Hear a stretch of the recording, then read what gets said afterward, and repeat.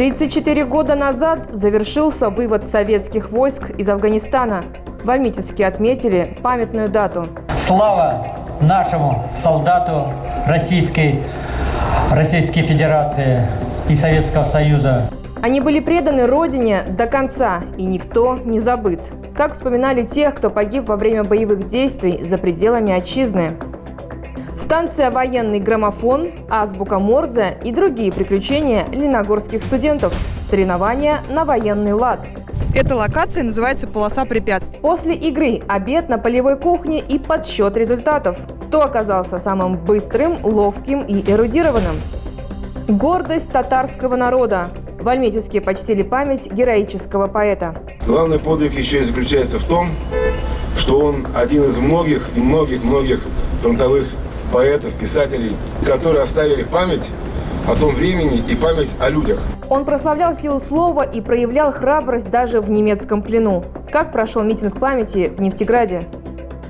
Здравствуйте! Это новости Юго-Востока Татарстана. О самых важных и интересных событиях расскажут мои коллеги и я, Катерина Машинцева. Сегодня отмечается День памяти военнослужащих, исполнявших служебный долг за пределами Отечества. Эта дата выбрана не случайно. Ровно 34 года назад последняя колонна советских солдат покинула территорию Афганистана, выполнив все поставленные боевые задачи. Память соотечественников, проявивших самоотверженность и преданность Родине, почтили и в Альметьевске. Как это было, расскажем в сюжете. Эти залпы произвели сегодня на площади памяти в честь участников афганской войны, российских и советских военнослужащих, в разные годы тушивших горячие точки за пределами нашей Родины. Их подвиг сегодня вспоминают по всей стране. Памятная дата связана с выводом советских войск из Афганистана 34 года назад. Вечная память тем ребятам, которые выполнили свой долг с честью и достоинством. Слава нашему солдату Российской Федерации и Советского Союза. В память о воинах-интернационалистах состоялось возложение цветов к мемориалам. В торжественном митинге участвовали ветераны боевых действий, представители ветеранских организаций, родители не вернувшихся с войны солдат, а также школьники. Ребята держали портреты бойцов в знак того, что память о них жива. Действительно, они живы, пока мы их помним. Огромное им спасибо. И просто спасибо. Слова благодарности прозвучали и в адрес тех, кто сегодня находится на линии соприкосновения. С честью и достоинством выполняет свой долг в специальной военной операции. Каждый альметьевец, который был призван сегодня уже, к сожалению, защищать свою страну с оружием в руках, также несут в себе пламя освобождения. Завершился митинг минутой молчания в память о тех, кто так и не вернулся домой. Татьяна Шамбер, Чулпан Масалова, Ильнур Залятов. Новости Юго-Востока. Возложили цветы и в Бавлах. В честь памятной даты там состоялся митинг. Афганскую войну прошли около 120 бавлинских солдат. Один из них погиб. На аллее славы побывала и Айгуль Идиатуллина. Чтоб вовек не забыть. 34 года отделяет нас от того памятного дня, когда последний советский солдат покинул землю Афганистана. Ильшат Галяутдинов помнит те события, как будто это было вчера. Он начал свою службу в 1978 году. В начале 1980 года 19-летнего парня вместе с другими солдатами отправили в Афганистан. Там был назначен я командиром орудия ЗУ, зенитное орудие. Мы стояли в охранении над Кабулом, штаб полка охраняли. Виль Усманов участвовал в боевых операциях в составе десантно-штурмовой бригады. Прекрасный день, очень памятный день. Тут мы встречаемся, видим друг друга, узнаем, кто среди нас еще остался. Военный конфликт в Афганистане длился более 9 лет. В Бавлинском районе сейчас проживают около 90 участников тех событий. Но между собой таких крупных сборов особо, конечно, не проводим. В принципе, наверное, и смысла нету. Но ездим по могилам там хотя бы раз в год. О подвиге воинов-интернационалистов знает и молодое поколение защитников. На памятный митинг также пришли школьники и юноармейцы. Память о погибших свято хранят их товарищи по оружию, их семьи и близкие. И память эта будет жива. пока мы об этом помним. На митинге к участникам боевых действий со словами благодарности за их отвагу и мужество обратились депутат Госсовета Республики Татарстан Леонид Якунин, глава Бавлинского района Ильяс Гузаиров. В этот день мы не только отдаем дань памяти погибшим, но и выражаем признательность и благодарность всем, кто прошел путь войны до конца и вернулся домой. Благодарим вас за мужество, стойкость и отвагу. Почетной грамотой главы были отмечены афганцы Марсель Валиахметов, Александр Гнебедин и Сергей Зарытов. В завершении митинга память воинов-интернационалистов почтили минуты молчания и возложили цветы к памятнику. Айгуль Хусайнова, Айгуль Идиатуллина, Булат Минязов. Новости Юго-Востока. Также сегодня в Альметьевске почтили память Мусы Джалиля. 15 февраля, со дня рождения татарского поэта, героя Советского Союза, исполнилось 117 лет. На площади у стелы Мусе Джалилю состоялось возложение цветов. Собравшиеся читали его стихи. Почтить память поэта пришли жители города, школьники, писатели. Главный подвиг Мусы Джалиля не только в том, что это был герой, фронтовик. Главный подвиг еще и заключается в том, что он один из многих фронтовых поэтов, писателей, которые оставили память о том времени и память о людях, которые были в то время, одержали победу. Любовь и преданность Родине важны в любое время. Благодаря силе своего слова и храбрости Муса Джалиль стал примером для многих поколений. В годы Великой Отечественной войны поэт оказался в немецком плену, где продолжал писать стихи об отчизне и ужасах войны, даже будучи приговоренным к смерти. Пусть его пример послужит действительно символом того, что в какой бы сложной ситуации человек ни находился,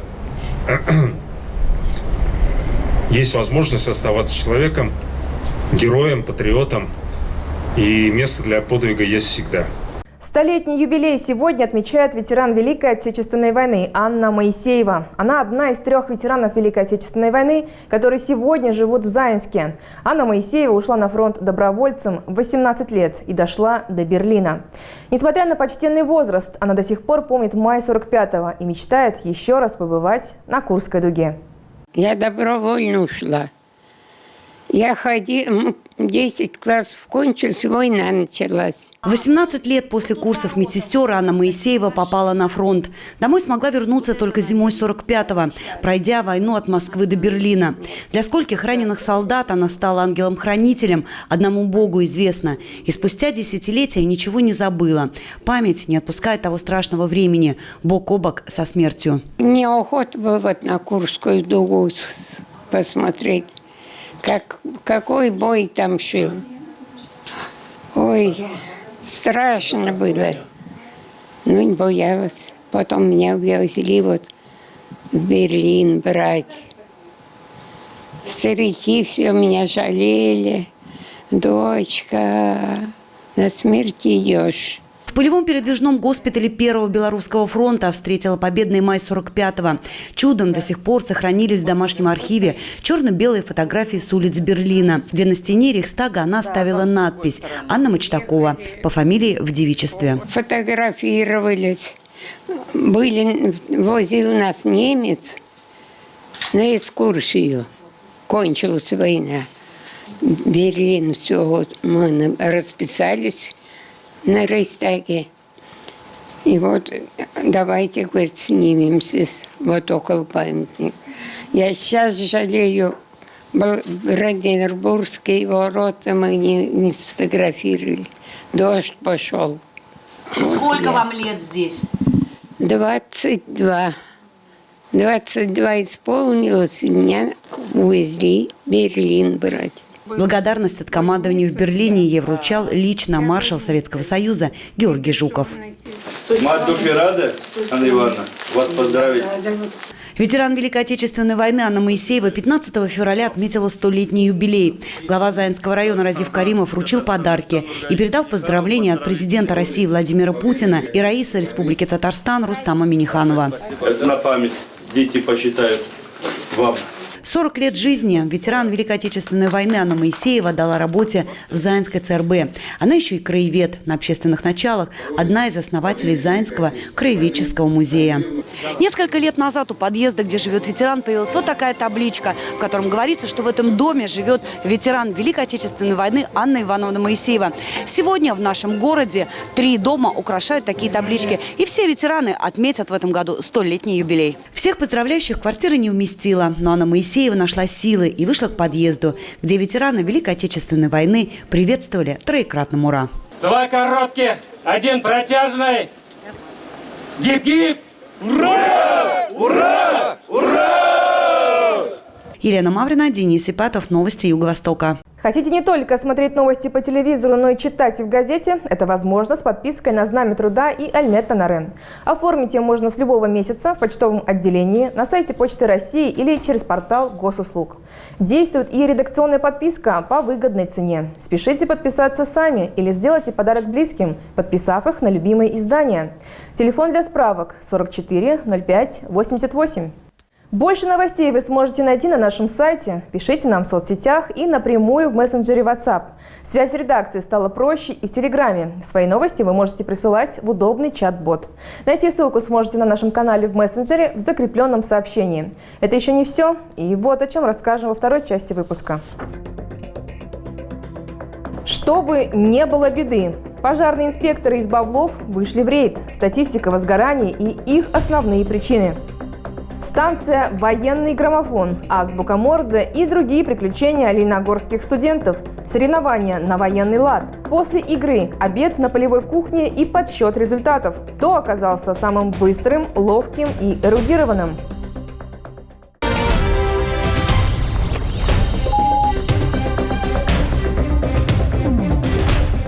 В Бавлах проходит профилактический рейд жилища. Сотрудники межрайонного отдела надзорной деятельности и профилактической работы беседуют с горожанами о пожарной безопасности, информируют о номерах экстренных служб, осматривают места общего пользования. Вместе с сотрудниками пожарной службы в рейд отправилась и съемочная группа. Когда из дома вы уходите, не оставляйте включенные электроприборы. Нурислам и Гульсум Кагировой внимательно слушают советы старшего инспектора. По словам супругов, они стараются соблюдать простые правила пожарной безопасности. Мы люди пожилые. Каждый раз, когда уходим из дома, мы выключаем газ. Из розеток убираем электроприборы. Остается только холодильник. Соблюдаем и будем соблюдать. Пожарные регулярно проводят обходы горожан с напоминанием о соблюдении правил пожарной безопасности и вручают им памятки. Алсу Рамазанова также живет в многоквартирном доме. Она делает все возможное, чтобы уберечь себя от пожара. У нас вот в доме, конечно, газа нет, у нас электричество уж в основном, поэтому всегда уж стараемся выключать все, не оставлять дома, потому что в основном одна только. В случае чего, очень страшно, не дай бог. По сравнению с аналогичным периодом прошлого года, в этом году в Бавлинском районе количество пожаров увеличилось. Если в прошлом году за этот период произошло 3 пожара, то в этом году 5 пожаров.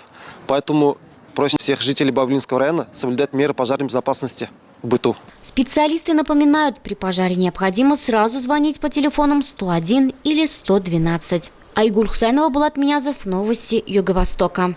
Лениногорские студенты приняли участие в военно-патриотической игре «Адмирал».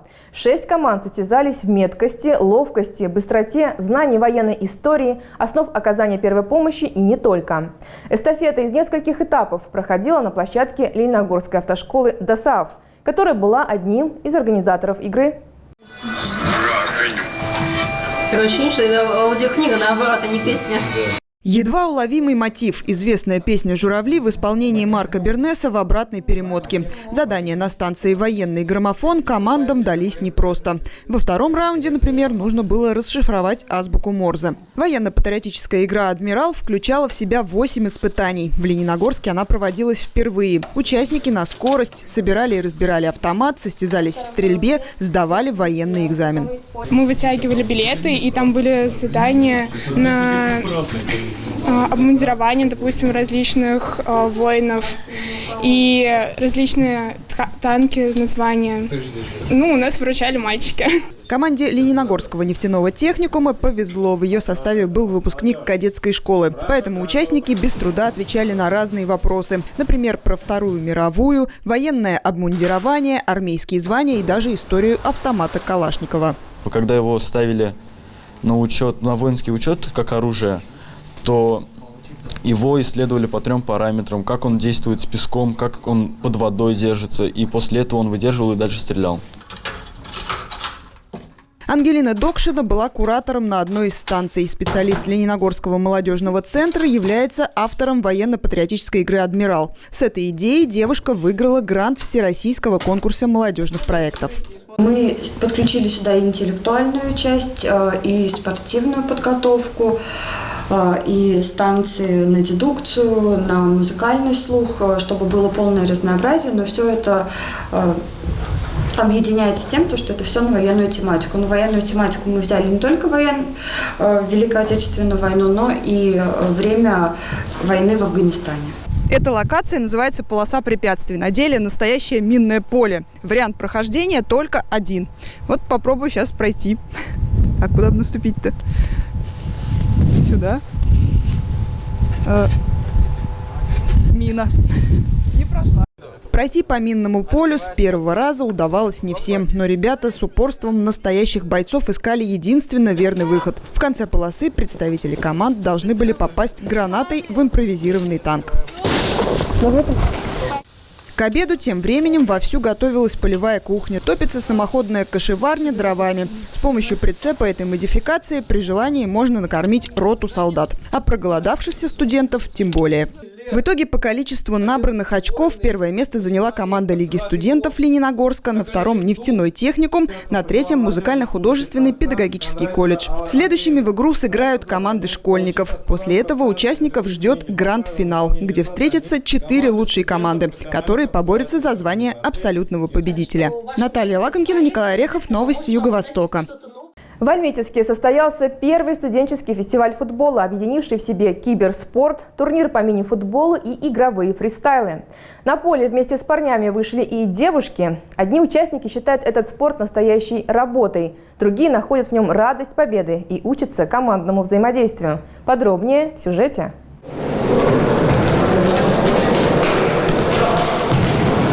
Не самая обычная игра. На площадку вместе с парнями выходят девушки. Это первый студенческий фестиваль футбола «Стрит-футбол», в котором объединили сразу несколько видов соревнований. И участие прекрасной половины – обязательное условие мероприятия. Проект был запущен в 2019 году. Тогда начинали состязаний по мини-футболу. Отдельно устраивали кибертурниры. В рамках фестиваля мы все это объединили. Наш фестиваль состоит из 3 локаций. Это турниры по мини-футболу, челленджи, так называется футбольный фристайл, и киберспортивный турнир по FIFA.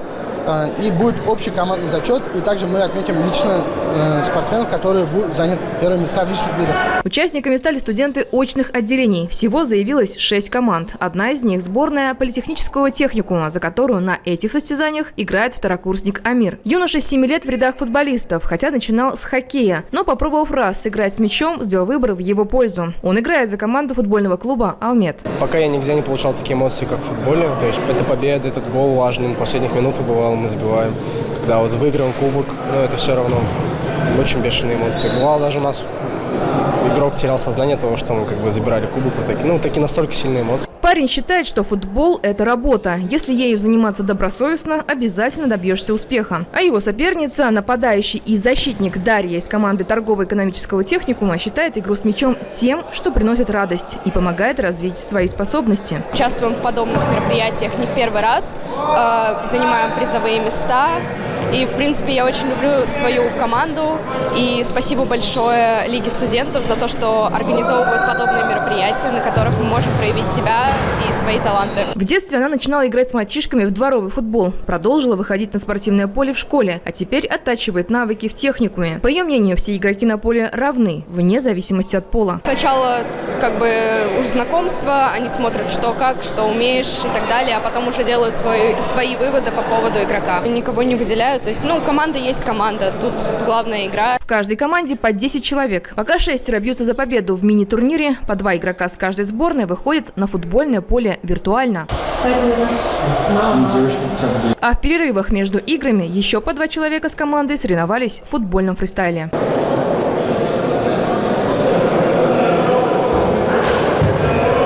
Организатором футбольного фестиваля стала Лига студентов при поддержке Управления по делам детей и молодежи и Управления по физической культуре, спорту и туризму.